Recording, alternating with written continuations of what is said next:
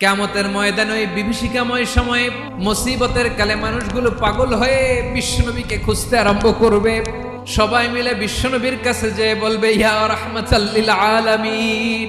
দেখেন আমাদের কি অবস্থা, আজকে কেউ সুপারিশ করতে পারবে না। সব নবীরা অপারগতা স্বীকার করেছে, তারা বলেছে আপনি ছাড়া কেউ নাকি আল্লাহর সামনে দাঁড়াতে পারবেন না, আপনি একটু সুপারিশ করেন। বিশ্বনবী মাকামে মাহমুদে যে আল্লাহু আকবার বলে সিজদায় লুটিয়ে পড়বেন।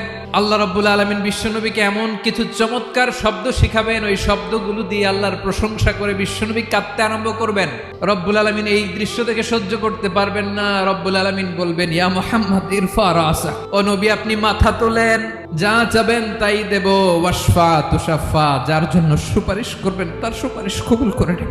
প্রতিটি নবী বলবেন নফসি নফসি, আল্লাহ তুমি আমারে বাঁচাও, আমারে বাঁচাও। বিশ্বনবী মাথা তুলবেন, তুলে বলবেন রব্বি হাবলি উম্মতি, আল্লাহ তুমি আমার গুনাহগার উম্মত